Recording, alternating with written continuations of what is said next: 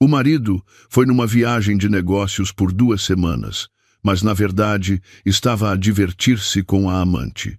Assim que voltou, gritou para que a esposa descesse. A empregada entregou-lhe o pedido de divórcio que eu já havia assinado há 15 dias. Ele viu a aliança de casamento e a pulseira de ouro jogadas na lata do lixo. Ao ouvir mais uma frase da empregada, ele desabou. Sentada junto à janela do meu pequeno e apertado quarto alugado, eu observava as gotas de chuva pesadas que batiam incessantemente no vidro. Já se passaram 15 dias desde a noite em que arrastei a minha mala para fora daquela luxuosa moradia, e o meu coração, estranhamente, estava em paz. Não havia mais noites longas em claro à espera do marido, nem o cheiro frio de tabaco que impregnava as suas roupas sempre que ele voltava, e também não precisava mais de ver a frieza no olhar do homem que um dia amei mais do que a minha própria vida. Mais tarde, através do relato de Dona Ana, a empregada de confiança que me tratava como uma filha, fiquei a saber da cena que se desenrolou naquela casa no dia em que Afonso regressou. Dona Ana contou. Naquela tarde, também chovia torrencialmente, como se o céu estivesse a desabar. O Afonso entrou em casa, com um ar cansado da viagem que ele chamou de negócios, mas que na verdade foi uma estadia luxuosa com a amante. A grande moradia estava mergulhada na escuridão e num silêncio arrepiante. Não havia a luz amarela e quente, nem o cheiro delicioso da comida. E claro, eu não estava à porta para lhe tirar o casaco, como era meu hábito nos últimos 7 anos. A frieza envolvia cada peça de mobiliário caro. Uma fina camada de pó começava a cobrir a mesa de centro de madeira de ébano, que eu antes limpava cuidadosamente todos os dias com as minhas próprias mãos. Afonso franziu o sobrolho, irritado. Alargou o nó da gravata e a sua voz, cheia de arrogância e autoridade, quebrou o silêncio da casa. Ele gritou: "Dona Ana, onde está? Chame a minha mulher para descer imediatamente." "Que raio de casa é esta, escura e com a cozinha fria? Ela está a fazer birra outra vez, não está?" Ele ainda acreditava que eu estava apenas a fazer uma cena, amuada por uma ninharia, como das outras vezes, por ele ter trazido a Leonor de volta para o país. Pensava que algumas palavras doces ou um presente caro resolveriam tudo. Dona Ana subiu da cozinha, mas em vez do habitual tabuleiro com sumo de laranja para a ressaca, trazia um envelope de papel pardo. Ela olhou para o Afonso com um misto de pena e reprovação, a sua voz baixa, carregada da desilusão que há muito continha. Ela disse: "Senhor Afonso, já se esqueceu? A senhora Matilde foi-se embora há 15 dias. Não foi o senhor mesmo que a empurrou para este limite, forçando-a a assinar este papel?" Afonso ficou estarrecido. A mão que segurava o telemóvel caro parou no ar. Ele olhou para Dona Ana como se ela estivesse a falar uma língua estranha, os olhos arregalados de espanto e incredulidade. Ele arrancou o envelope da mão dela e tirou de dentro o pedido de divórcio, amarrotado num canto. A minha assinatura. A caligrafia, cuidada mas firme, estava no lugar reservado à esposa. Ao lado, a data. Exatamente 15 dias antes. Mas não ficou por aí. Dona Ana colocou silenciosamente um saco de plástico preto em cima da mesa. Do tipo de saco de lixo barato que se vê nos mercados, completamente deslocado no ambiente luxuoso da sala de estar. Ela continuou: "A senhora Matilde pediu-me para lhe entregar isto." Ela disse: "O lixo deve estar no seu devido lugar. Ela não precisa mais do senhor, nem das coisas que estão aqui dentro. Devolve-lhe tudo." Afonso, a tremer, abriu o saco preto. Lá dentro não havia lixo sujo, mas sim o caro anel de diamantes do 6º aniversário de casamento. A pedra ainda brilhava ironicamente sob a luz do candelabro. E ao lado, ainda mais doloroso, estava a pulseira de filigrana de ouro, a única recordação que a minha mãe me deixou antes de morrer. Algo que eu considerava mais precioso que a minha própria vida. Ambas as peças jaziam, frias e sem alma, no saco de lixo. Dona Ana disse que, naquele momento, viu o Afonso cambalear e cair no sofá, o rosto pálido, sem uma gota de sangue. Talvez só naquele instante, ao ver a joia de família descartada como um objeto inútil, ele tenha começado a perceber que a minha partida desta vez não era um jogo de charme ou uma birra infantil. Eu tinha partido de verdade. E tinha deixado tudo para trás, incluindo o amor cego que lhe dediquei durante toda a minha juventude. As memórias levaram-me de volta àquela tarde fatídica, há 15 dias. O dia em que toda a minha tolerância se desfez como espuma. Naquela altura, a casa ainda tinha algum calor, mas os corações já estavam frios há muito tempo. Afonso trouxe Leonor para casa. Ela entrou no nosso santuário com uma expressão inocente e tímida, mas os seus olhos brilhavam de cobiça ao observar os móveis luxuosos. Leonor era a ex-namorada de Afonso, o seu primeiro amor mal resolvido que ele nunca esqueceu. Aquela a quem ele chamava de a luz que iluminou os seus anos de juventude pobre. Ela voltou com a desculpa de ter sido enganada no amor e no dinheiro no estrangeiro, sem ter para onde ir. E o meu marido, como um ex-namorado sentimental, abriu os braços para a acolher. Afonso arranjou para que Leonor ficasse no nosso apartamento de luxo no Chiado, o nosso primeiro ninho, cheio de memórias dos tempos difíceis do início da nossa carreira. Quando protestei, dizendo que aquele era um lugar privado, um santuário das nossas memórias, Afonso descartou as minhas palavras com uma expressão aborrecida. Ele disse: "Não sejas tão egoísta, por favor. A Leonor está a passar por dificuldades, tem uma depressão ligeira e precisa de um espaço familiar e tranquilo para recuperar. Tu és minha mulher. Tens de me compreender e apoiar. Por que é que és sempre tão mesquinha?" As duas palavras tão mesquinha que ele proferiu tão levianamente foram como 1000 agulhas a perfurar o meu coração. Mas o auge da crueldade não se ficou por aí. Naquela tarde, Leonor ia participar numa festa de gala da alta sociedade. Ela queria encontrar uma oportunidade para regressar à sua carreira de cantora. Afonso voltou para casa mais cedo do que o habitual, não para jantar a comida que eu tinha preparado, mas para fazer um pedido tão absurdo que eu mal podia acreditar. Ele entrou no quarto, onde eu estava sentada, atordoada, a olhar para o teste de gravidez com 2 traços vermelhos. A minha felicidade mal teve tempo de florescer antes de ser esmagada por ele. Afonso parou à minha frente e, com um tom indiferente, como se estivesse a falar do tempo, disse: "Matilde, empresta-me por um dia a pulseira de filigrana da tua mãe, por favor. A Leonor vai a uma festa esta noite, vai usar um vestido de seda e precisa de uma joia marcante para parecer elegante. Ela acabou de chegar ao país e ainda não teve tempo de comprar nada. Empresta-lhe só por um bocado. Devolvo-a logo a seguir." Fiquei paralisada. A minha mão apertou instintivamente o bolso do casaco, onde escondia o teste de gravidez. Aquela pulseira era a última recordação que a minha mãe me tinha deixado antes de morrer de uma doença grave. Ela tinha me dito para a guardar como um amuleto, para a entregar apenas à minha filha ou nora no futuro. Para mim, não era apenas uma joia, era a alma, o amor maternal sagrado.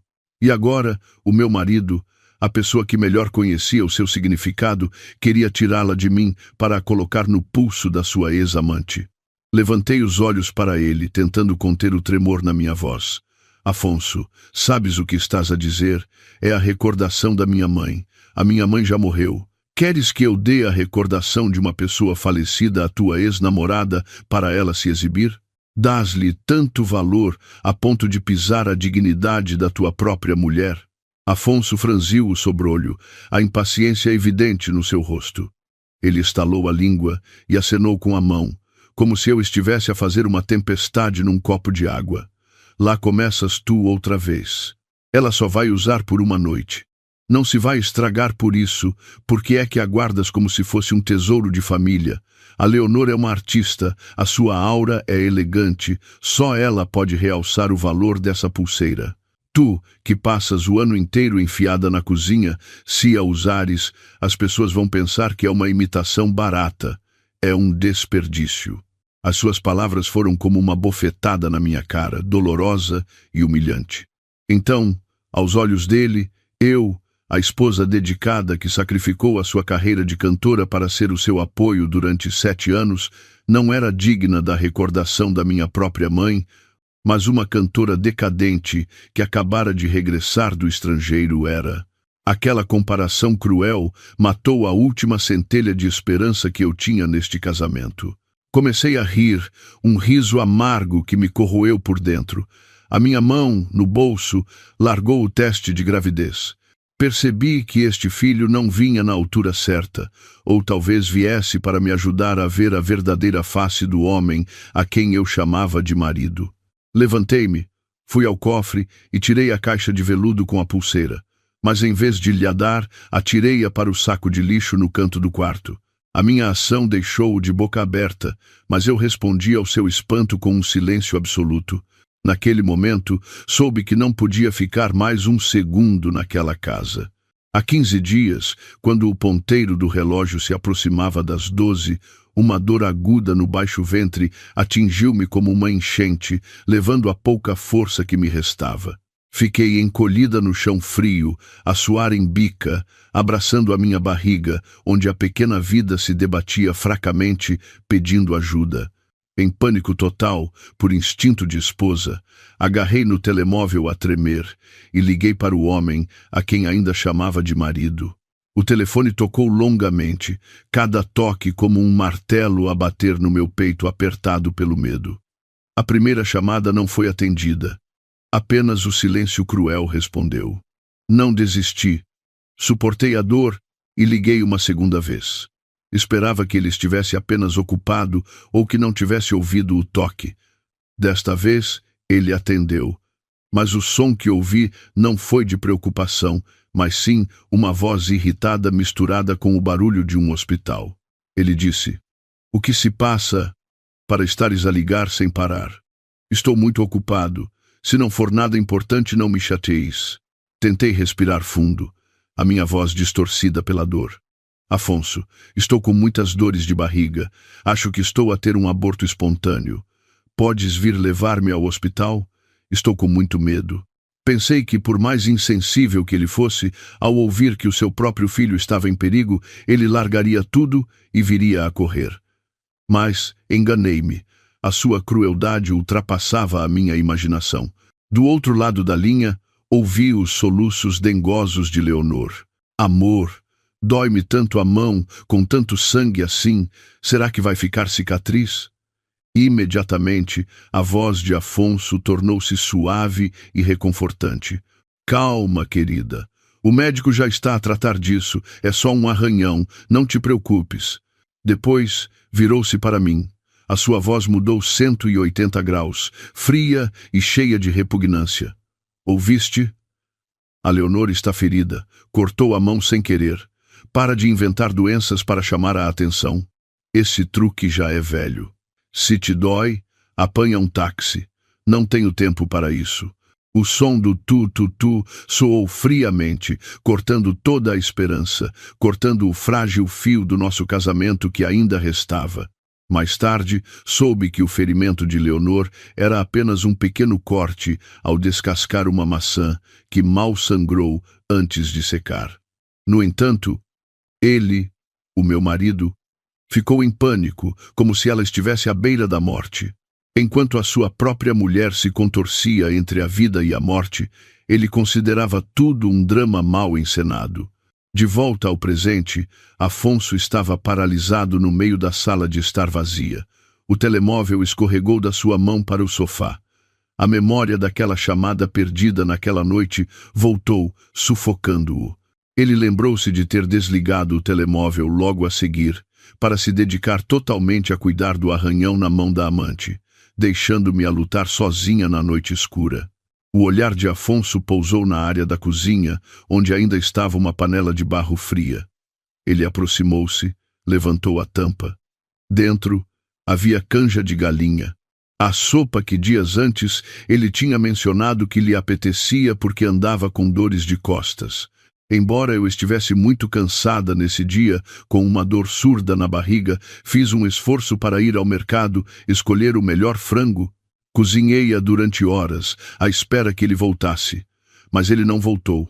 Estava ocupado a levar a ex-namorada a uma festa, ocupado a cuidar do ferimento dela.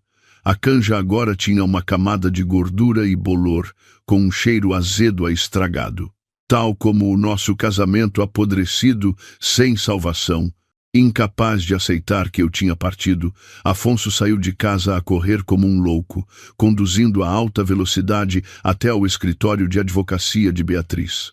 Beatriz não era apenas a minha advogada no divórcio. Era também uma velha conhecida, alguém que mantinha sempre uma atitude objetiva e fria em tudo. Afonso acreditava que Beatriz sabia onde eu estava e queria usar dinheiro ou poder para me forçar a voltar, para acabar com o que ele chamava de brincadeira de mau gosto. O escritório de advocacia ficava num andar alto de um edifício de vidro. O espaço cheirava a papel e a uma seriedade fria. Beatriz estava sentada atrás de uma grande secretária, os olhos fixos num dossiê. Ela nem sequer se dignou a levantar a cabeça quando Afonso entrou de rompante sem bater. A calma assustadora de Beatriz fez com que a raiva de Afonso se dissipasse. Ele bateu com a mão na mesa, a voz tensa. "Onde é que escondeste a Matilde? Diz-lhe para vir aqui agora. Não pense que pode fugir e resolver as coisas. Ela é minha mulher, tem de voltar para casa." Beatriz tirou lentamente os óculos de aros dourados. Os seus olhos perspicazes fixaram-se em Afonso, com um desprezo indisfarçável. Ela não o convidou a sentar-se, não lhe ofereceu água, apenas abriu uma gaveta com frieza, tirou um dossiê fino e empurrou-o na sua direção. Ela disse: "Senhor Afonso, com que direito exige que ela volte? Com o direito de um marido que comete adultério abertamente ou com o direito de um assassino indireto?" Afonso parou, o rosto vermelho de fúria. "O que é que disse? Quem é assassino? Não diga disparates. Eu só quero trazer a minha mulher de volta. Ela está só zangada sem motivo." Ele continuava teimoso, convencido da sua inocência, pensando que a culpa era da sensibilidade excessiva das mulheres. Beatriz sorriu com desdém, um sorriso afiado como uma lâmina. Ela disse, palavra por palavra, clara e distintamente: "Sem motivo? Acha que uma mulher que aguentou tudo durante 7 anos, que sacrificou a sua carreira para ser a sua sombra, de repente o abandonaria por um ciúme qualquer? Pegue e veja. Veja o que fez à sua mulher e ao seu filho." Com as mãos a tremer, Afonso abriu o dossiê. No topo estava uma ecografia de um feto de 12 semanas, a imagem a preto e branco pequena, mas nítida. Abaixo, o relatório médico de urgência com o diagnóstico de ameaça de aborto devido a trauma psicológico e esforço físico. A data de admissão no hospital coincidia com a noite em que ele desligou o telefone, a noite em que estava ocupado a soprar para o dedo ferido de Leonor. Afonso gaguejou, a voz falhando. "Oh, o que é isto? A Matilde estava grávida? Por que é que ela não me disse? Por que é que ela me escondeu uma coisa tão importante?" Ele olhou fixamente para a ecografia, sentindo o chão a fugir-lhe debaixo dos pés. O filho que ele tanto desejara? O filho cuja ausência ele me culpara? Afinal, já tinha chegado há muito tempo. Beatriz levantou-se, contornou a secretária e parou em frente a Afonso. A sua voz endureceu. Dizer-lhe? Quantas vezes ela tentou dizer-lhe? No dia em que exigiu a pulseira da mãe dela para emprestar à sua amante. Ela ia dizer-lhe, mas deu-lhe oportunidade de abrir a boca. Na noite em que ela lhe ligou a pedir ajuda, ela disse, mas o senhor disse-lhe para não fazer teatro. Estava ocupado a descascar maçãs para a sua amante, ocupado a agradar a outra pessoa. Onde é que arranjava tempo para ouvir o choro da sua mulher? Cada palavra de Beatriz era como uma bofetada sucessiva no rosto de Afonso, deixando-o atordoado. Ele recuou alguns passos. as costas a baterem na porta de vidro fria. O remorso tardio começou a infiltrar-se em cada célula, mas ele ainda se agarrava a um fio de esperança. Ele murmurou: "Não pode ser.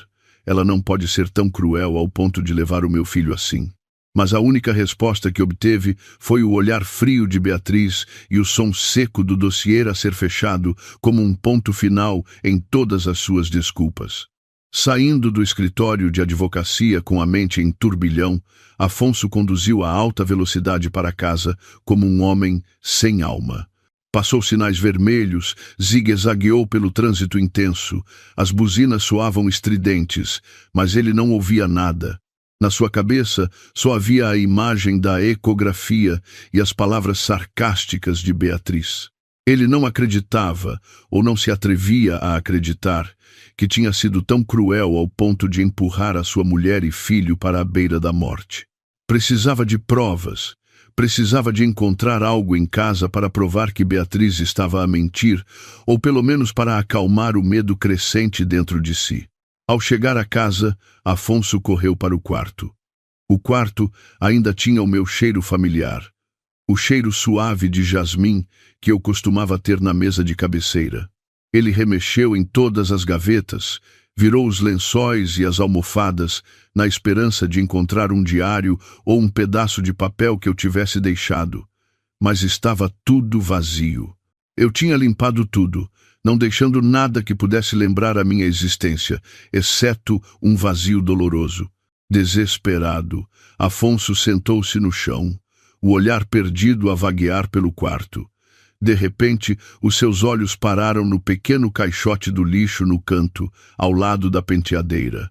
Era onde eu costumava deitar fora os discos de algodão e outras pequenas coisas. Ele lembrou-se do que Dona Ana disse sobre o saco de lixo na sala de estar. Um mau pressentimento levou-o a aproximar-se. Dentro do caixote, que já tinha sido esvaziado, restava apenas um pedaço de papel amachucado no fundo. Talvez, por ser tão pequeno, Dona Ana não o viu ao limpar. Afonso, a tremer, pegou nele. As suas mãos, geralmente tão grandes e firmes, estavam agora desajeitadas como as de uma criança. Ele desdobrou cuidadosamente o papel amarrotado. Era outra ecografia, o original da que Beatriz lhe tinha mostrado. No papel enrugado, a tinta estava borrada em alguns sítios, manchada como se tivessem caído lágrimas. Afonso tocou nas manchas com o dedo. A sensação úmida e fria era como tocar nas minhas lágrimas. Ele percebeu que eu tinha segurado aquele papel, que tinha chorado muito antes de o machucar e deitar no lixo. Quão doloroso deve ter sido para mim desistir da esperança de partilhar esta alegria com ele. As memórias voltaram como um filme em câmara lenta, cruel e nítido. Ele lembrou-se das manhãs recentes em que eu vomitava na casa de banho, o rosto pálido e encovado. Na altura, ele apenas ficava do lado de fora da porta, com uma expressão aborrecida, e dizia: "O que é que andas a comer para teres sempre dores de estômago? Ou estás a fingir que estás doente para não teres de fazer o pequeno almoço?" Ele lembrou-se das vezes em que eu tinha desejos por coisas ácidas, comprando às escondidas maçãs verdes, e quando ele via, fazia uma careta de desdém. Comer essas coisas ácidas faz mal ao estômago. Não comas porcarias para depois me obrigares a levar-te ao médico. Estou muito ocupado. Afinal, todos os sinais estavam ali, bem à sua frente, mas a sua indiferença e egoísmo cegaram-no, tornando-o um cego perante a dor e a felicidade da sua mulher. Afonso apertou a ecografia contra o peito, enterrou a cabeça na minha almofada e soltou um grito de dor. O grito ecoou no quarto vazio, mas não houve resposta. O remorso tardio agora corroía-lhe a alma, mais doloroso do que 1000 agulhas. Incapaz de suportar o assombro da moradia vazia, Afonso fugiu de casa e foi para o apartamento no Chiado, onde Leonor estava. No seu subconsciente distorcido, ele ainda esperava que, ao lado da gentil Leonor de outrora, encontrasse alguma paz, algum conforto para acalmar a tempestade no seu coração. Enganava-se a si mesmo, dizendo que Leonor era diferente, que era compreensiva e que seria o seu porto seguro naquele momento. Quando Afonso abriu a porta, Leonor estava deitada no sofá a ler uma revista de moda. À sua volta, espalhavam-se sacos de compras de marcas de luxo que ela tinha acabado de comprar com o cartão dele. Ao ver Afonso, ela não perguntou se ele estava cansado, nem reparou na sua palidez de morte. Atirou a revista para o lado e, com uma voz dengosa, mas exigente, disse: "Ah, já chegaste? Estou cheia de fome. Não como nada desde a tarde. Apetecia-me um assado de vitela. Vai para a cozinha fazer para mim. Lembra-te de o deixar bem tenro. Tenho uma dor de dentes e não consigo mastigar coisas duras." Afonso olhou para Leonor e na sua mente surgiu a imagem da minha canja de galinha com bolor em casa. Eu nunca lhe tinha pedido para cozinhar quando ele chegava cansado do trabalho. Pelo contrário, era sempre eu quem preparava uma refeição quente. Mas naquele momento, o sentimento de culpa e o desejo de fugir da realidade fizeram-no acenar com a cabeça e ir para a cozinha como um autômato. Ele precisava de manter as mãos ocupadas, para não pensar naquela ecografia amarrotada. Na pequena cozinha, Afonso preparava desajeitadamente os ingredientes. A sua mente estava noutro lugar. De vez em quando olhava para o vazio. Quando o assado estava quase pronto, ele tentou tirá-lo do forno, mas a sua mão escorregou. O assado quente caiu, o molho a ferver, salpicou-lhe as costas da mão e o braço esquerdo. "Ah!" Afonso gritou de dor, recuando, abraçando o braço que ardia. O tabuleiro partiu-se no chão, o molho e a carne espalharam-se por todo o lado. Ao ouvir o barulho, Leonor correu da sala de estar.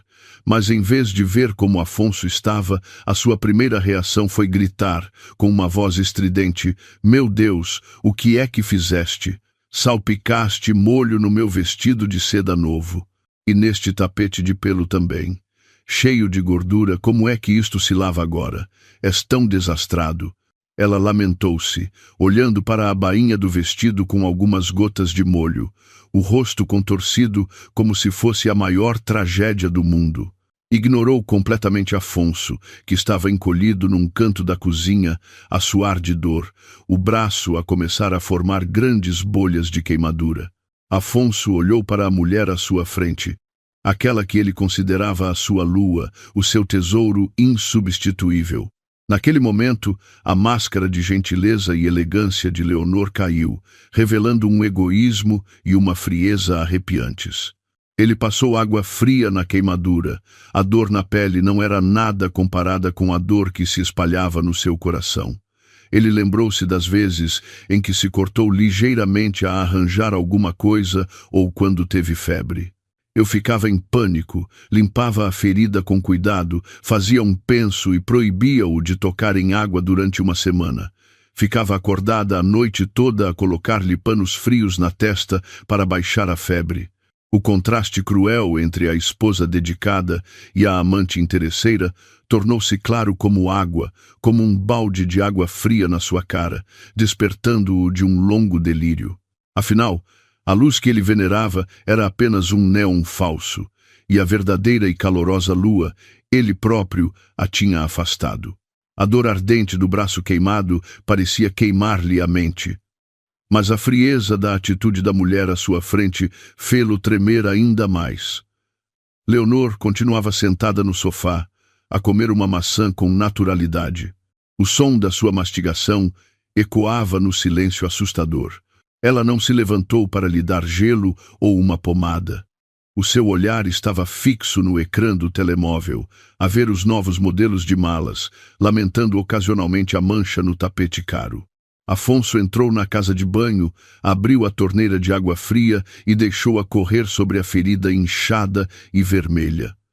O som da água a correr trouxe-lhe memórias de outros tempos, dias em que ele não era rico, mas possuía um bem inestimável, o meu amor. Lembrou-se de uma vez em que, ao arranjar uma lâmpada, se cortou com um caco de vidro, um corte minúsculo, mas eu entrei em pânico como se o mundo fosse acabar. Procurei algodão e desinfetante, a soprar para a ferida com medo que lhe doesse, os olhos cheios de lágrimas. Durante uma semana, fiz todo o trabalho de casa, desde lavar a louça a carregar pesos, não o deixando tocar em nada com água. Eu dizia que as suas mãos eram para ganhar dinheiro, para segurar as minhas pela vida fora, não podiam ter cicatrizes feias.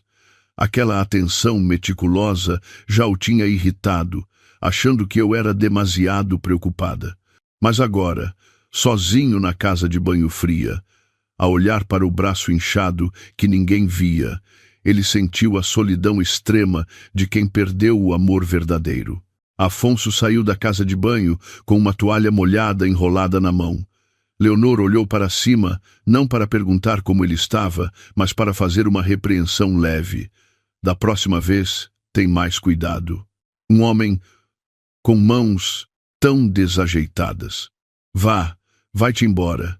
Estou cansada e quero ir dormir cedo para amanhã estar bonita para a sessão fotográfica. Ela mandou-o embora como se fosse um empregado desastrado que já não tinha utilidade, sem um pingo de afeição ou pena. Ele olhou para Leonor, a mulher por quem ele tinha desafiado tudo, até a sua consciência, para a mimar, para compensar a sua juventude mal resolvida. Agora, sob a luz brilhante, a maquilhagem pesada no seu rosto não conseguia esconder a insensibilidade e o pragmatismo cruéis nos seus olhos.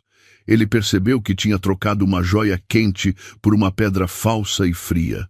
Uma sensação de nojo de si mesmo subiu-lhe pela garganta, amarga e sufocante. Ele não disse nada. Pegou no casaco em silêncio e saiu, deixando para trás a sua musa, entrando na noite escura do remorso tardio. Depois daquela noite, Afonso ficou como uma alma penada. Contratou detetives para me procurarem em todas as estações de autocarros e aeroportos, mas não havia rastro de mim. O meu silêncio era como uma sentença suspensa sobre a sua cabeça, fazendo-o perder o apetite e o sono. Desesperado, enquanto procurava pistas entre as velhas recordações no seu escritório, os seus olhos depararam-se com um computador portátil antigo e poeirento num canto do armário. Era o computador que eu usava desde os tempos de estudante.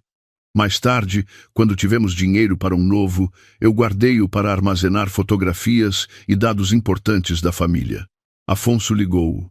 O ecrã acendeu-se tremulamente e apareceu a interface familiar. Ele clicou em cada pasta, na esperança de encontrar um diário ou um endereço que eu tivesse mencionado. Mas, em vez de encontrar o meu esconderijo, descobriu outra verdade terrível que eu tinha recolhido e guardado silenciosamente antes de partir. Numa pasta chamada Backup, misturada com fotografias de família, havia um ficheiro estranho protegido por palavra passe. Mas a palavra passe era a data do nosso casamento, um número que ele provavelmente teria esquecido se não o tivesse visto no pedido de divórcio. Quando o ficheiro se abriu, Afonso deparou-se com uma série de capturas de ecrã de mensagens, e-mails e transações bancárias internacionais. Eram provas de que Leonor não era tão inocente e digna de pena como se fazia parecer. As conversas com credores no estrangeiro eram claras, com linguagem grosseira e ameaças de lhe cortarem os tendões se não pagasse a dívida de jogo de milhões de euros.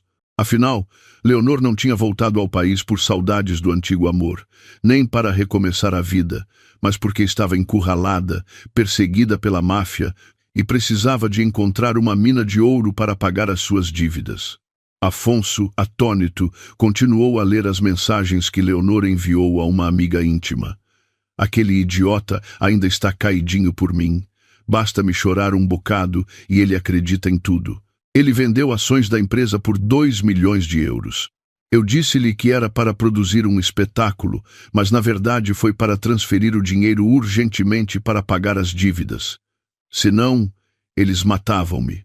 Assim que conseguir sacar-lhe a moradia, dou-o fora. Viver com aquele tipo provinciano é uma seca de morte. Cada palavra era como uma faca afiada a perfurar o coração de Afonso, desfazendo a sua paixão tola que ele tanto preservara. Ele lembrou-se da expressão coitadinha de Leonor ao falar do seu sonho musical inacabado. Lembrou-se da sua generosidade ao vender 20% das suas preciosas ações para dar asas ao sonho da amante.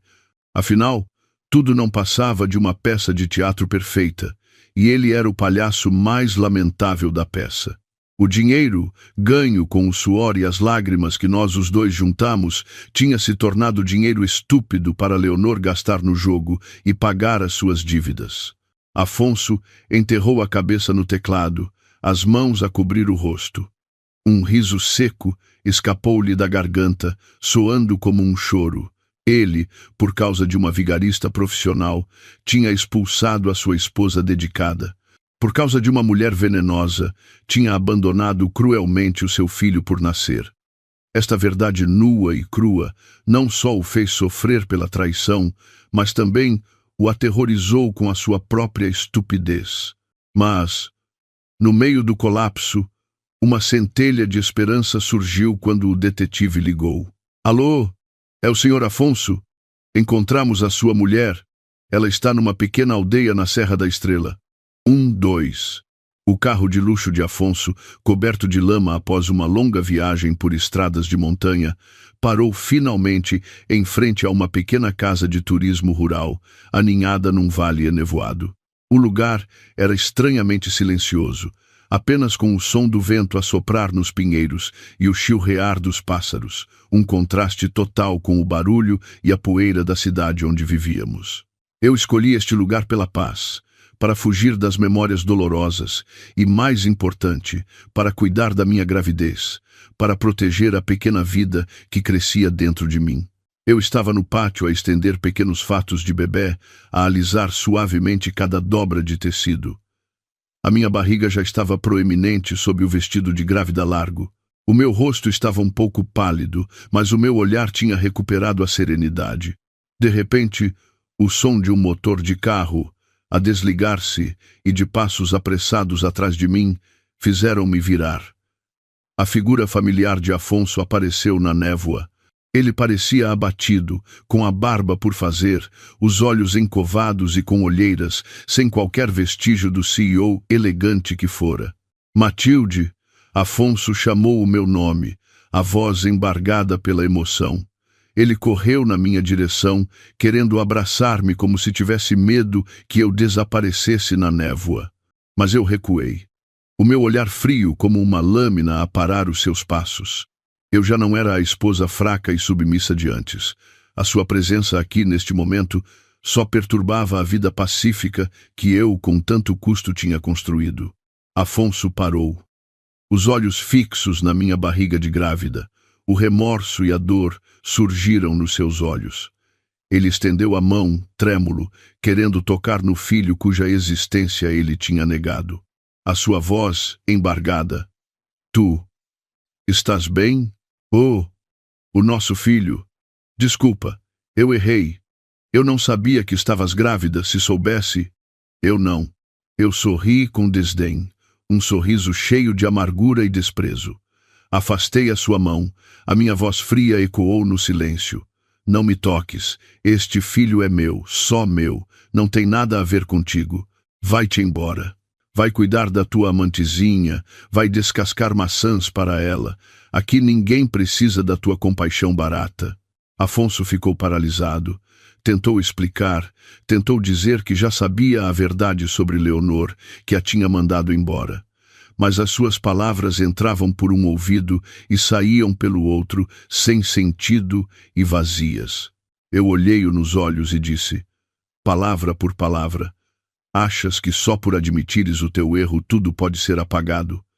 As feridas na pele podem sarar, mas as feridas no coração nunca cicatrizam. Mataste o marido que havia em mim naquela noite em que desligaste o telefone. Agora, à minha frente, está apenas um homem estranho, um desconhecido, nada mais. Dito isto, virei-lhe as costas, entrei em casa e bati com a porta de madeira, separando completamente o meu mundo do seu remorso tardio. Afonso ficou imóvel no pátio, no meio do frio cortante da montanha. Mas aquele frio não se comparava à frieza no coração da mulher que um dia o amou mais do que a própria vida. Mas Afonso não desistiu. A teimosia de quem está habituado a ser mimado fê-lo decidir alugar um quarto modesto perto da minha casa. Todos os dias, ele vagueava pela área onde eu vivia, seguindo os meus passos de longe, como um perseguidor lamentável à espera de um olhar. Ele via-me a passear todas as tardes, via-me a carregar com dificuldade o cesto de compras, e o seu coração apertava-se, mas não se atrevia a aproximar-se, com medo de me perturbar e afetar a gravidez. Uma tarde, enquanto eu descansava num banco de pedra num pequeno parque perto de um lago, Afonso ganhou coragem e aproximou-se. Trazia na mão uma lata de Coca-Cola gelada, com gotículas de água a escorrer. Ele lembrou-se de quando éramos estudantes pobres. Sempre que eu estava triste ou cansada, bastava ele comprar-me uma lata de refrigerante para eu sorrir, considerando-o o presente mais luxuoso e maravilhoso do mundo. Ele pensou que aquela pequena memória doce do passado seria a chave para abrir o meu coração. Ele aproximou-se, com um sorriso forçado, e estendeu-me a lata. Matilde, vi que estavas cansada de andar. Comprei isto para ti. É o teu preferido. Bebe para refrescar. Costumavas dizer que beber isto te animava. Os seus olhos estavam cheios de esperança, esperando um aceno de cabeça ou pelo menos um olhar mais suave da minha parte. Olhei para a lata de refrigerante na sua mão e depois para o seu rosto, que tentava parecer atencioso. Senti um misto de ridículo e tristeza. Este homem, que viveu comigo durante 7 anos, não sabia nada sobre as mudanças mais básicas da sua mulher ou os conhecimentos mínimos de um futuro pai. Ele ainda vivia no passado, impondo os gostos da estudante de outrora à mulher grávida à sua frente. Levantei-me e peguei na lata da sua mão. Os olhos de Afonso brilharam, pensando que eu tinha aceitado. Mas, no segundo seguinte, fui direta ao caixote do lixo ao lado e atirei a lata lá para dentro. O som do metal a bater no fundo do caixote ecoou no silêncio, estilhaçando a sua frágil esperança. Virei-me e olhei para ele com pena. Afonso, estás a representar o papel de marido atencioso, mas representas muito mal. Sabes o que as mulheres grávidas devem evitar? Refrigerantes com gás, cheios de açúcar e químicos. Achas que eu me atreveria a beber isto e prejudicar o meu filho? Nunca te preocupaste realmente com o que eu preciso ou quero no presente. Estás apenas a tentar aliviar a tua consciência com memórias vazias. Afonso ficou paralisado, o rosto a arder de vergonha e constrangimento. Olhou fixamente para o caixote do lixo, onde a lata de refrigerante jazia com outros detritos. Percebeu que a sua preocupação não era apenas superficial, mas também ridícula. A distância entre nós não era apenas a traição, mas um abismo de incompreensão. Ele tinha me perdido nas coisas mais pequenas, muito antes de o pedido de divórcio ser assinado. Fui-me embora, deixando-o sozinho no entardecer. O vento frio começou a soprar, arrastando as folhas secas que sussurravam aos seus pés, como um suspiro por um amor que morreu de indiferença. Ele compreendeu que o caminho para a redenção não era tão simples como comprar uma lata de refrigerante ou pedir desculpa. Era muito mais árduo e incerto do que ele imaginava. A minha paz na aldeia serrana não durou muito. Leonor descobriu que Afonso estava lá.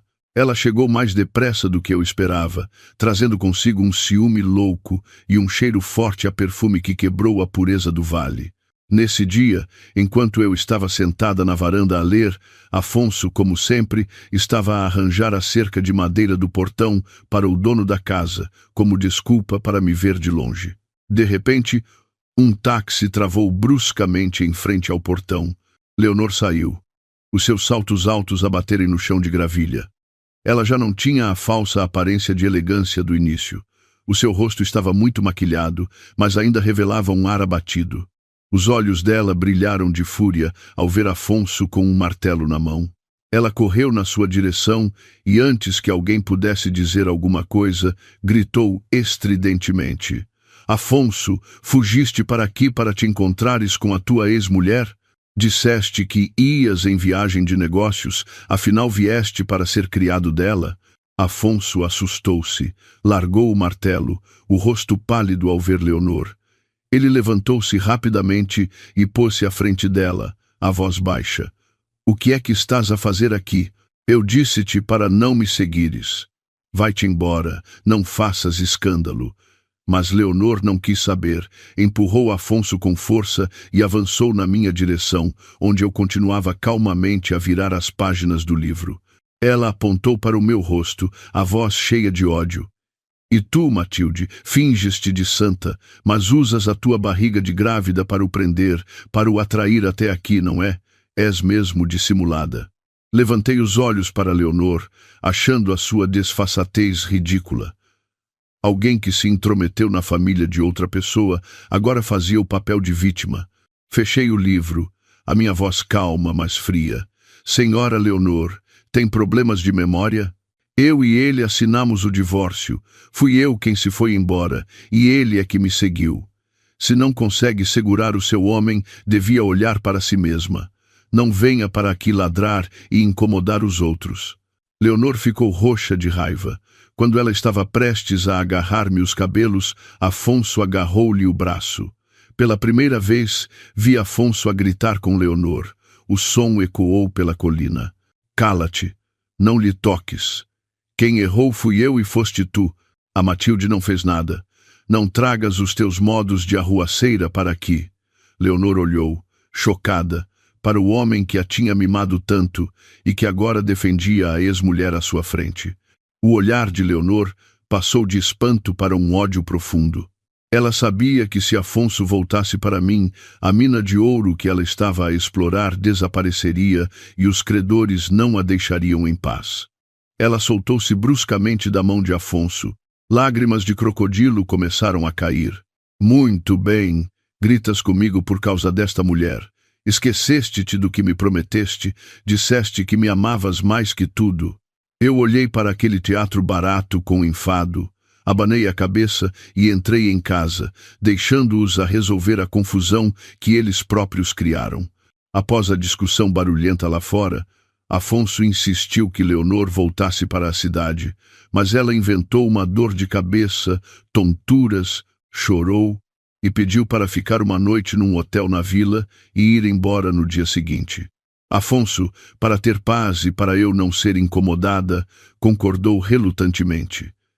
Ele não imaginava que aquilo era apenas uma manobra de uma cobra venenosa. Na manhã seguinte, Afonso foi de carro à vila comprar-me sopa de peixe.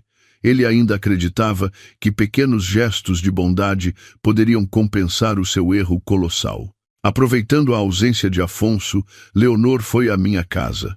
Desta vez, não foi de táxi, mas a pé, sorrateiramente. Eu estava na escada de madeira que levava à varanda do segundo andar a regar umas petúnias, quando a vi aparecer no fundo da escada.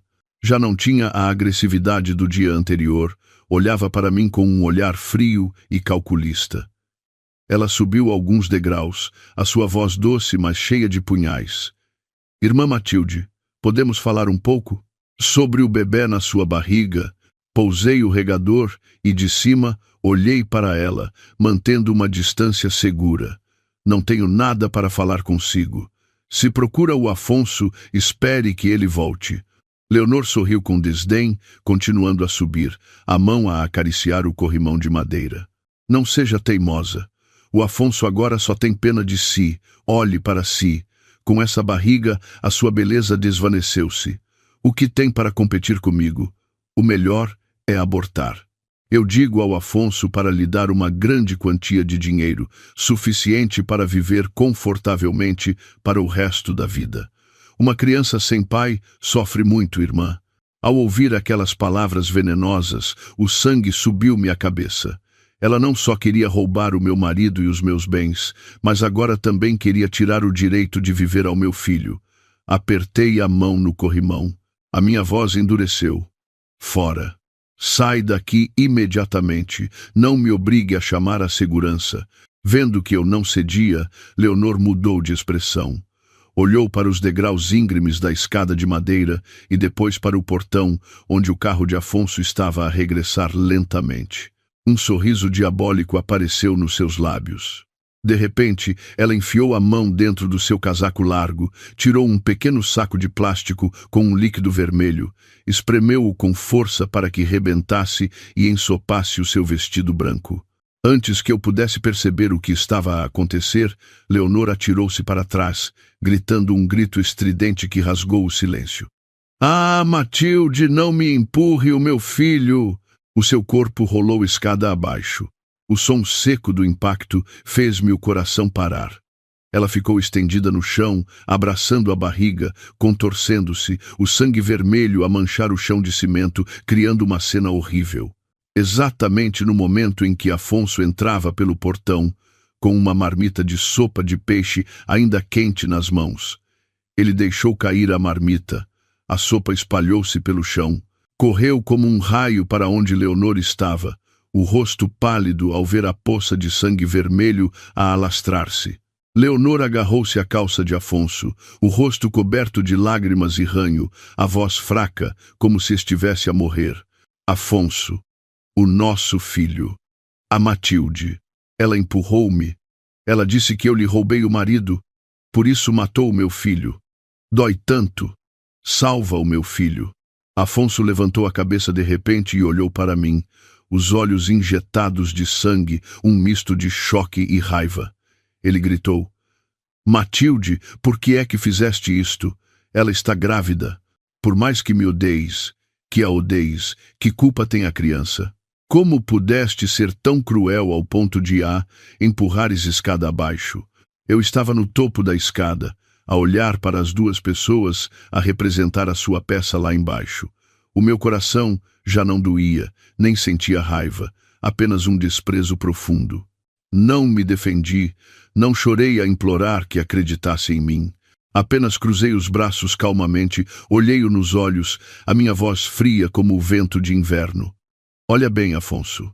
Achas que eu sou estúpida ao ponto de fazer uma coisa destas na minha própria casa para seres apanhado em flagrante?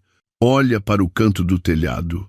Afonso, por reflexo, olhou na direção que eu apontei.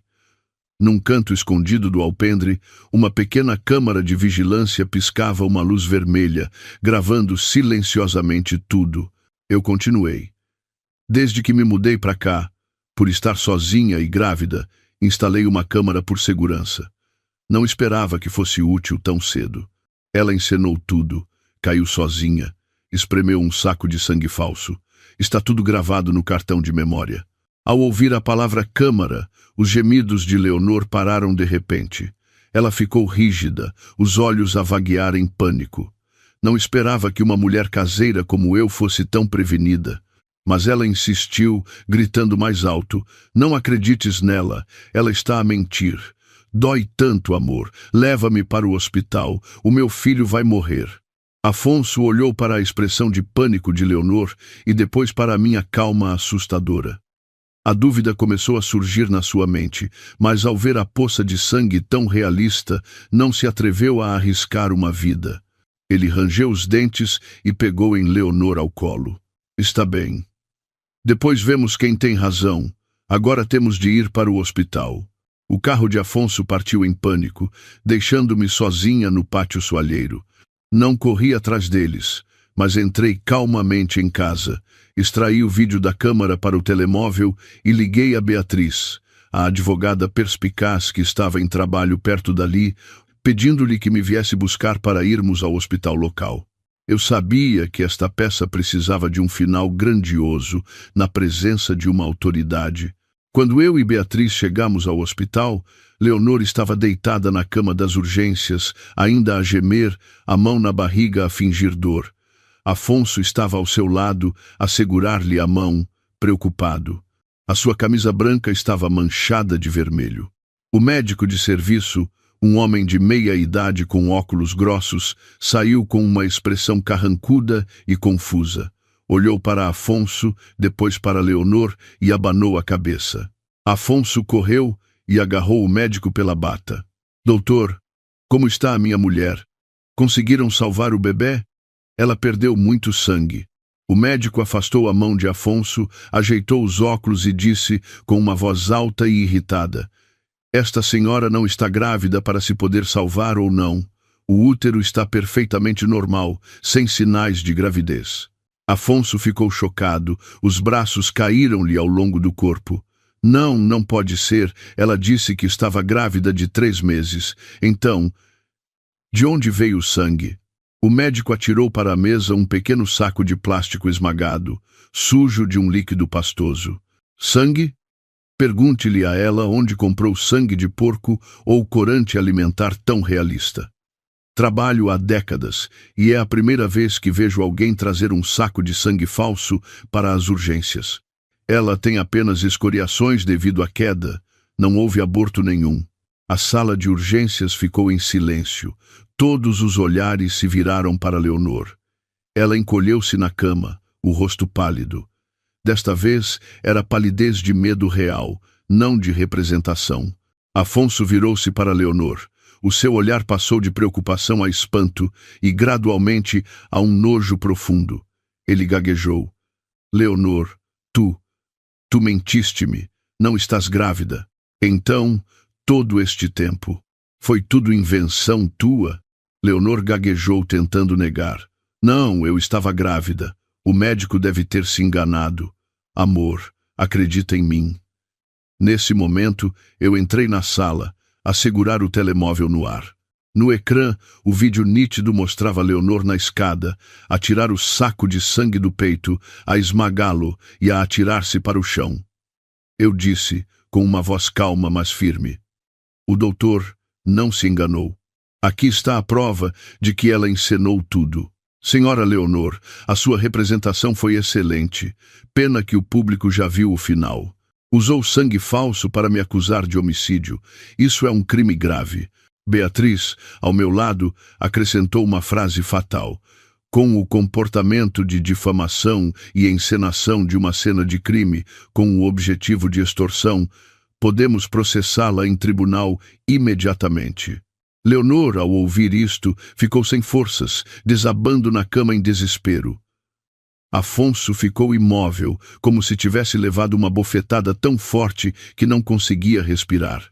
Leonor encolheu-se na cama, o rosto pálido, os olhos a procurar uma saída, mas por todo o lado só havia olhares de desprezo. Afonso estava ali, os ombros caídos, as mãos ainda com manchas vermelhas do saco de plástico que Leonor esmagara.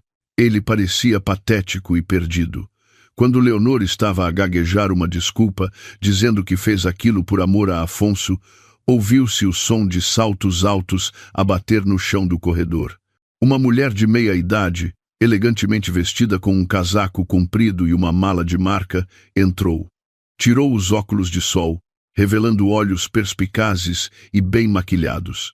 O seu olhar varreu Leonor como se fosse lixo. Ela aproximou-se de Leonor, a sua voz cheia de sarcasmo. O mundo é mesmo pequeno. Não esperava encontrar-te aqui neste estado lastimável. A dar o golpe do baú a outro ricaço? O mesmo truque de há 8 anos? Ainda não te cansaste? Ao ver aquela mulher, o rosto de Leonor mudou de cor. Ela começou a tremer e puxou o lençol para se cobrir, mas a mulher arrancou-lhe. Afonso olhou para a estranha e depois para Leonor, que tremia como varas verdes. Ele franziu o sobrolho e perguntou: Quem é a senhora? Como é que a conhece? A mulher riu-se, olhou para Afonso de cima a baixo e disse: És a vítima mais recente dela, não é? Pareces inteligente, com ar de empresário de sucesso. Não admira que esta raposa não te largue. Eu sou a mulher do velho com quem ela andou durante 3 anos no estrangeiro, aquele a quem ela roubou milhões de euros antes de fugir para cá.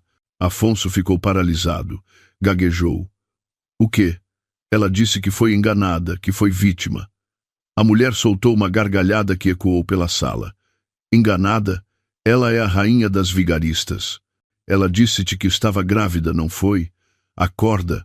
Há 8 anos...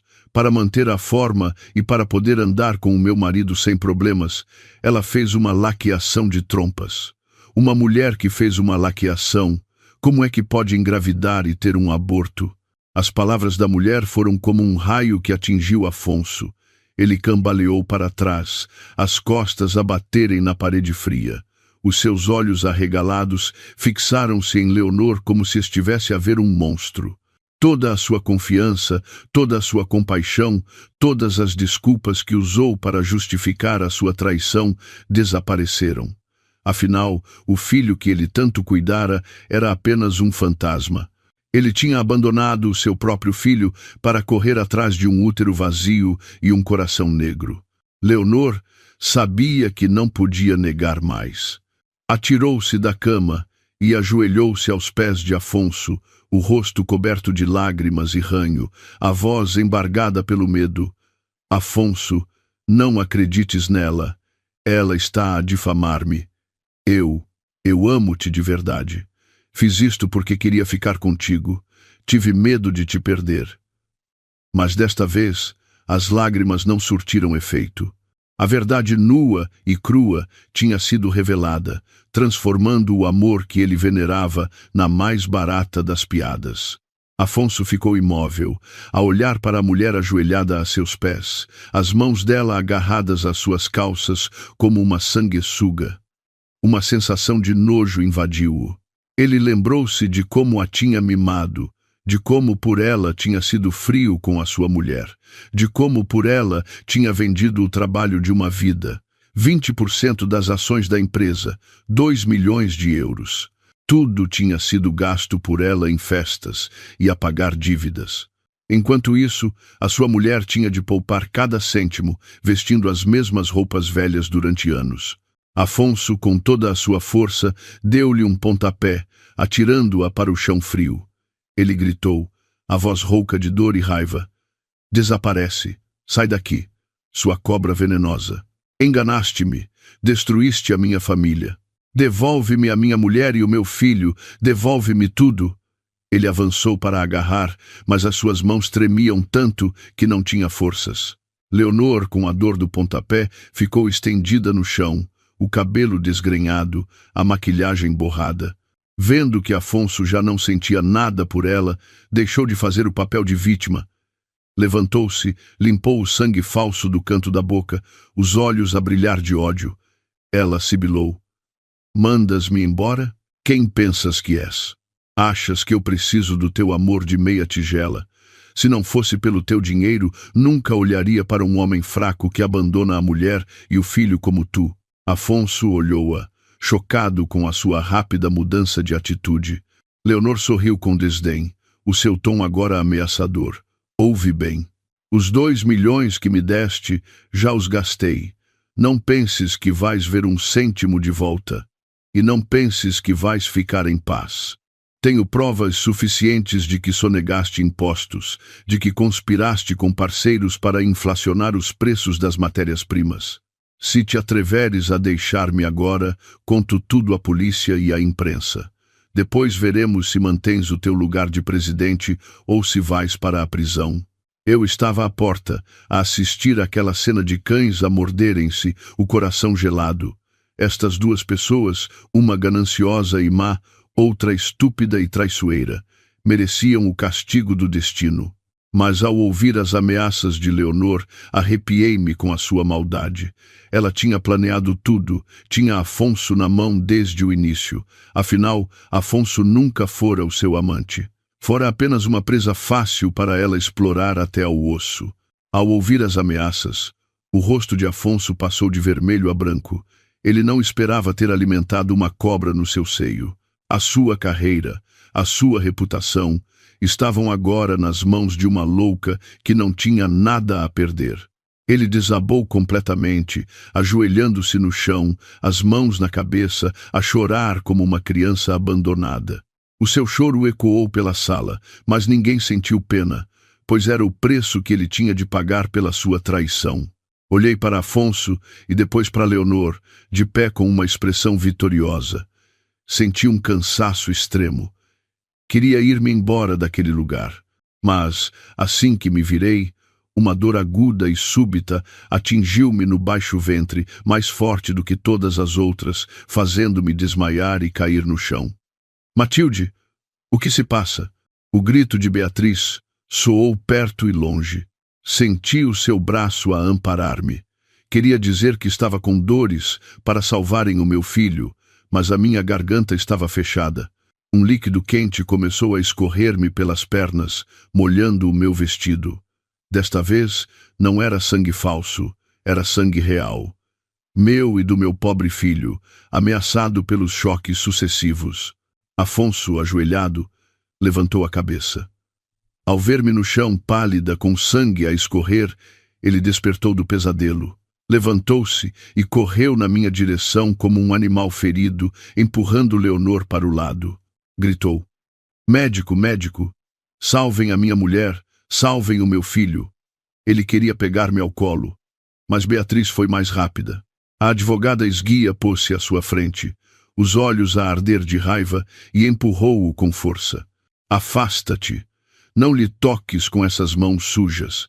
Já não a prejudicaste o suficiente? Se acontecer alguma coisa a ela e ao bebê, juro que te farei desejar estar morto. Vou processar-te até a ruína." Afonso ficou paralisado, as mãos suspensas no ar, trêmulas e impotentes. Olhou para o sangue a escorrer da mulher, a quem ele jurara proteger para sempre. O remorso, o medo e a dor sufocaram-lhe o coração. Ele queria tocar-me, pedir desculpa, mas sabia que já não tinha esse direito. Apenas ficou a ver os médicos e enfermeiros a correrem com uma maca, a levantarem-me e a levarem-me para o bloco operatório. Leonor, num canto, assistia à cena, aterrorizada. Não esperava que as coisas chegassem a este ponto. Queria fugir, mas antes que pudesse mover-se, foi detida por 2 seguranças do hospital, a pedido de Beatriz. Beatriz virou-se para Leonor, a voz gélida. "Não penses que vais escapar. A polícia está a caminho. Prepara-te para ir para a prisão por difamação e agressão." Deitada na maca, as luzes do teto passavam a correr diante dos meus olhos. A dor física rasgava-me o corpo, mas eu agarrava-me à consciência. Coloquei a mão na barriga, sussurrando mentalmente: "Filho, aguenta, não me deixes. Chegamos até aqui, não podemos desistir por causa daquela gente." A porta do bloco operatório abriu-se, engolindo-me, deixando para trás o choro desesperado do homem que um dia foi o meu mundo. O tempo na sala de espera passava lentamente. Afonso estava sentado no chão frio, em frente ao bloco operatório, a cabeça entre os joelhos. Nunca sentira tanto medo. Medo da perda, da morte, do castigo da consciência. Cada vez que a porta se abria, o seu coração saltava. Beatriz estava sentada em frente, o rosto frio, mas as mãos entrelaçadas denunciavam a sua preocupação. Dona Ana também já tinha chegado. Estava sentada ao lado de Beatriz, os olhos vermelhos a rezar. Ninguém falava com Afonso. O silêncio deles era um muro invisível que os separava do mundo. Após mais de 2 horas, a luz vermelha do bloco operatório apagou-se. O médico saiu. Afonso levantou-se de um salto, agarrou-lhe a mão, a voz a falhar. "Doutor, a minha mulher e o meu filho, como estão?" O médico olhou para o aspecto abatido de Afonso, suspirou e disse: "A paciente teve um descolamento da placenta, perdeu muito sangue, mas felizmente chegou a tempo. Fizemos uma cesariana, é uma menina com 2, um quelei. Apesar de prematura, chora com força e tem bons reflexos. Está na incubadora. A mãe está fraca, precisa de descansar e de transfusões de sangue, mas por agora está fora de perigo." Ao ouvir fora de perigo, Afonso quase desabou de alívio. Começou a chorar. Queria entrar para ver a sua mulher e filha, mas Dona Ana e Beatriz impediram-no. Dona Ana, de braços abertos, disse com firmeza: "Senhor Afonso, vá-se embora. A senhora Matilde acabou de escapar da morte. Não a perturbe mais. Se ainda tem alguma consciência, deixe-a em paz." Afonso parou, olhou pela fresta da porta e viu-me a dormir na cama, rodeada de tubos. O sentimento de culpa voltou a oprimi-lo. Ele sabia que não tinha o direito de entrar. Horas depois, acordei na sala de recuperação. A primeira sensação foi uma dor surda na barriga e um vazio no corpo. Uma enfermeira trouxe-me um pequeno embrulho. Já acordou? É a sua menina. É muito forte. Já respira sozinha. Só precisa de ficar uns dias na incubadora para ganhar força. Olhei para aquele ser minúsculo, a dormir tranquilamente. As lágrimas correram-me pelo rosto, de felicidade. Era o meu sangue, a única razão que me deu forças para superar tudo. Quando a enfermeira perguntou pela família, olhei para a porta e vi a sombra de Afonso. Desviei o olhar e disse à enfermeira com uma voz fraca mas firme: "Por favor, não deixe aquele homem entrar. Não o quero ver." O meu marido. Ele morreu naquela noite em que desligou o telefone e me deixou a sofrer. Aquele homem lá fora é apenas um desconhecido. Depois de ter alta, não voltei para a serra. Aluguei um pequeno quarto num beco tranquilo nos arredores da cidade. O quarto era apertado, as paredes amareladas, mas tinha uma janela que apanhava o sol da manhã, onde coloquei o berço da minha Aurora. Chamei-lhe Aurora, na esperança de que a sua vida fosse tão serena e forte como o nascer do dia. Os primeiros tempos como mãe solteira foram difíceis.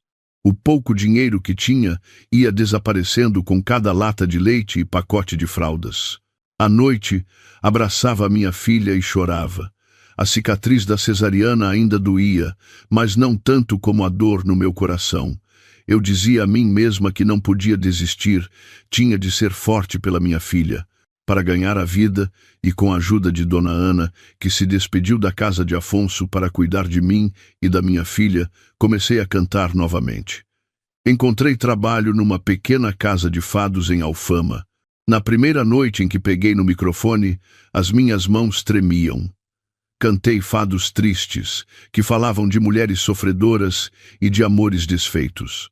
A minha voz, que vinha de um peito ferido, misturava-se com o som melancólico da guitarra portuguesa. Cantei com a alma, pelas minhas dores, pela minha filha. Quando a última nota soou, senti os olhos a arder, e sob a luz fraca, vi lágrimas nos rostos de alguns clientes.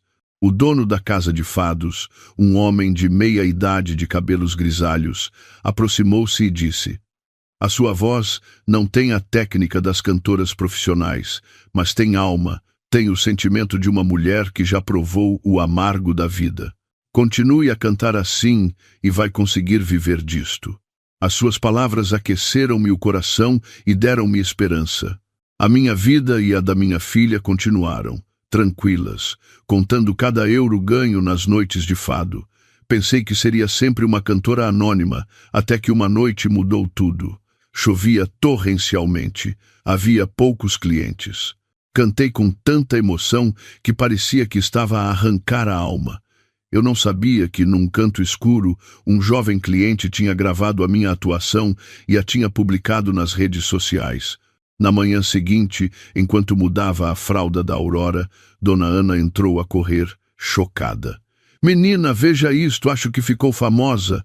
O vídeo de ontem à noite está a ser partilhado por todo lado." Peguei no telemóvel e não acreditei no que via. O vídeo tinha milhões de visualizações. Milhares de comentários elogiavam a minha voz e perguntavam quem era a cantora misteriosa de olhar triste. A minha voz tornou-se um fenômeno, tocando a alma de muitas pessoas solitárias. Dias depois, um homem elegante, de fato cinzento, veio ao meu quarto. Era o Sr. Guimarães, um produtor musical famoso. Ele sentou-se na cadeira de plástico, olhou à volta e depois para mim com respeito. "Dona Matilde." Ouvi-a cantar e vi a sua história nos seus olhos. "Não prometo transformá-la na maior estrela, mas prometo dar-lhe um palco digno para que a sua voz voe mais longe. Não precisará mais de cantar para comprar leite para a sua filha. Cante para afirmar o seu próprio valor." A sua proposta foi como uma tábua de salvação. Olhei para a Aurora a dormir e para as minhas mãos calejadas. Percebi que esta era a minha única oportunidade para mudar de vida, para dar um futuro melhor à minha filha. Respirei fundo e aceitei. Ao assinar o contrato, sabia que estava a entrar numa nova batalha, mais feroz, mas também mais gloriosa. A fama veio depressa, e com ela, problemas que eu não esperava. Afonso, o meu ex-marido, acabou por descobrir onde vivíamos. Apareceu à porta do meu quarto numa tarde, quando eu me preparava para ir atuar. Estava mais arranjado, mas com o mesmo ar arrogante de sempre. Olhou para mim, vestida com um elegante vestido de noite, e os seus olhos brilharam com um ciúme doentio. Não perguntou pela filha, mas tirou um envelope grosso do bolso do casaco e atirou-o para a mesa. Aqui estão 10.000 euros. Pega nisto para ti e para a menina, mas com uma condição. Tens de parar de cantar imediatamente. És a ex-mulher de um empresário. O que é que andas a fazer a cantar nesses sítios de má fama? Fico mal visto. As pessoas vão pensar que não consigo sustentar a minha família. Olhei para o dinheiro e depois para o seu rosto convencido. Senti nojo. Ele ainda pensava que o dinheiro podia comprar tudo, até a dignidade. Peguei no envelope e enfiei-lhe de volta no bolso do peito, com um gesto firme. Sorri com desdém. Senhor Afonso, guarde o seu dinheiro. A sua honra, guarde-a para si. Eu canto com o meu trabalho, não roubo nem engano ninguém. Qual é a vergonha nisso? Vergonhoso é um homem que trai a mulher e a filha, e que agora volta a usar o dinheiro para dar lições de moral. Afonso ficou furioso, o rosto vermelho. Não sejas teimosa. Achas que esse mundo do espetáculo é sério? Andas com esse produtor? Quem sabe se é só trabalho? Gritei, interrompendo os seus pensamentos sujos, e apontei para a porta. Sai da minha casa agora, antes que eu chame os vizinhos para te arrastarem para fora. A minha vida não te diz respeito. A partir de agora, nunca mais apareças aqui para perturbar a vida minha e da minha filha.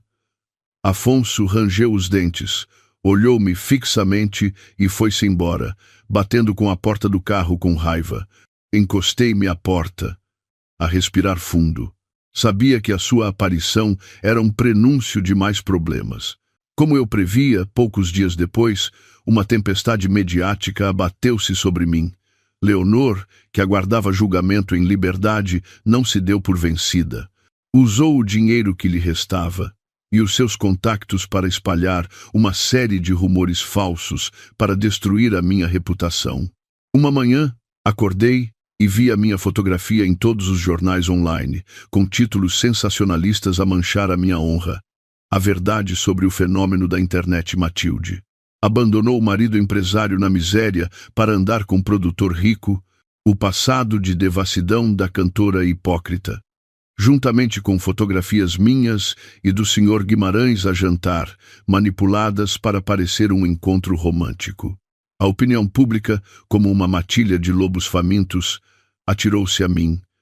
Aqueles que ontem me elogiavam, hoje insultavam-me. O meu telefone não parava de tocar, com mensagens de ódio e ameaças. Entrei em pânico. Afonso, no seu escritório, via as notícias. Sabia que era obra de Leonor. Mas, em vez de me defender, ficou em silêncio. No seu íntimo, esperava que, abandonada por todos, eu voltasse a implorar a sua proteção. Ele queria ser o herói no final. Eu estava no meu quarto, a abraçar a Aurora, a chorar. Perguntava-me por que é que a vida era tão injusta comigo. Quando estava no meu ponto mais baixo, a pensar em desistir, a campainha tocou. Eram o Sr. Guimarães e Beatriz. Beatriz pôs a mão no meu ombro e disse com firmeza: Matilde, não tenhas medo. A Leonor quer jogar sujo. Nós vamos jogar com a verdade. Tenho tudo preparado. Desta vez, não é só difamação. É um crime de ofensa à honra em espaço público. Tens coragem de lutar por ti e pela tua filha? Olhei para os olhos de Beatriz e para o aceno de encorajamento do Sr. Guimarães. Senti uma força a crescer dentro de mim. Eu não tinha feito nada de mal. Por que havia de fugir? Enxuguei as lágrimas, cerrei os punhos e acenei. Tenho. Não vou deixar que eles nos pisem mais. O pequeno quarto foi transformado num estúdio improvisado. Sentei-me em frente à câmara, as mãos entrelaçadas para conter os tremores. Nunca pensei que teria de expor as minhas feridas ao mundo, mas sabia que o silêncio era compactuar com o mal. Respirei fundo e comecei a transmissão ao vivo, onde dezenas de milhares de pessoas me esperavam para me julgar. Não chorei nem me justifiquei com palavras vazias. Falei com provas. Com uma voz calma, mas firme, disse: "Olá a todos. Eu sou a Matilde. Nos últimos dias ouviram muitas histórias sobre mim. Hoje vou contar a minha própria história." Mostrei os extratos bancários, as transferências internacionais em nome de Leonor. Esta é a dívida de jogo da senhora Leonor no estrangeiro, de milhões de euros. E mostrei o contrato de venda de ações. E esta é a prova de que o meu ex-marido, o senhor Afonso, vendeu 20% da empresa para pagar a dívida dela, sob o pretexto de patrocinar um espetáculo. A comunidade online ficou em alvoroço. Mas o golpe final foi a gravação daquela chamada telefônica. A voz de Afonso soou, fria e cruel. "Ouviste? A Leonor está ferida. Apanha um táxi. Não tenho tempo para isso." Juntamente com os gemidos falsos de Leonor. Desliguei a gravação. As lágrimas que contive tanto tempo vieram ao de cima. Com a voz embargada disse: "Na noite em que ele disse que estava ocupado a cuidar de um arranhão da amante, eu estava sozinha a lutar com as dores de um parto prematuro. Quase morríamos as duas. Fui-me embora não por dinheiro, mas porque precisava de viver para proteger a minha filha." A verdade crua foi como um balde de água fria na opinião pública. A tempestade que Leonor criou virou-se contra ela e contra Afonso. Na sede da empresa, a tensão era palpável. Os acionistas invadiram a sala de reuniões, furiosos. Atiraram os relatórios financeiros para a mesa, exigindo explicações sobre a venda de ações e a queda da reputação da empresa. Afonso, na sua cadeira de presidente, não conseguia dizer uma palavra. As provas que eu apresentei não só expuseram a sua vida pessoal, mas também a sua má gestão. Um sócio antigo levantou-se e, com a voz a tremer de raiva, apontou-lhe o dedo. "Investimos aqui por confiarmos na tua capacidade, não para que levasses o nosso dinheiro para sustentar uma vigarista." As ações da empresa caíram a pique. Os contratos foram cancelados. Afonso olhava para os números a vermelho no ecrã e sentia que era o seu próprio sangue a escorrer. Ele tinha perdido tudo: honra, carreira, a confiança de todos e, o mais importante, a família. Naquela tarde, Afonso saiu do edifício onde um dia andara de cabeça erguida. Agora, os olhares que o seguiam eram de pena e desprezo. Entrou no carro sem saber para onde ir. A moradia de luxo fora arrestada. Conduziu sem rumo, lembrando-se dos tempos em que, apesar das dificuldades, a nossa casa era cheia de risos e comida quente. O remorso tardio corroía-lhe a alma. Ele percebeu que o preço da traição não era apenas o dinheiro, mas a solidão absoluta. Leonor, ao ver as notícias, soube que estava perdida. Juntou as joias que conseguiu de Afonso, meteu-as numa mala e, com um passaporte falso, tentou fugir do país.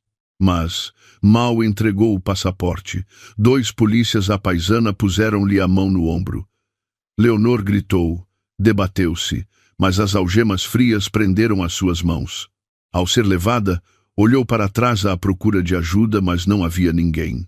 Afonso, para pagar os prejuízos da empresa e evitar a prisão, teve de vender todos os seus bens. O seu carro de luxo, a sua coleção de relógios, a sua casa. Tornou-se um homem sem nada. Mudou-se para um quarto úmido e pequeno, num bairro pobre. Naquela noite, comeu uma tigela de massa instantânea barata. O vapor embaciou-lhe os óculos, ou talvez fossem as suas lágrimas. Ele, que estivera no topo, estava agora no fundo do poço. Depois da tempestade, concentrei-me num grande concurso de música. Era a minha forma de dizer ao mundo que a Matilde fraca e submissa tinha morrido, renascida das cinzas. Os dias de ensaio foram duros, mas o sorriso da Aurora e o apoio do Senhor Guimarães deram-me forças. Na noite da final subi ao palco, deslumbrante num vestido vermelho. Cantei uma canção que eu própria compus, chamada Renascimento.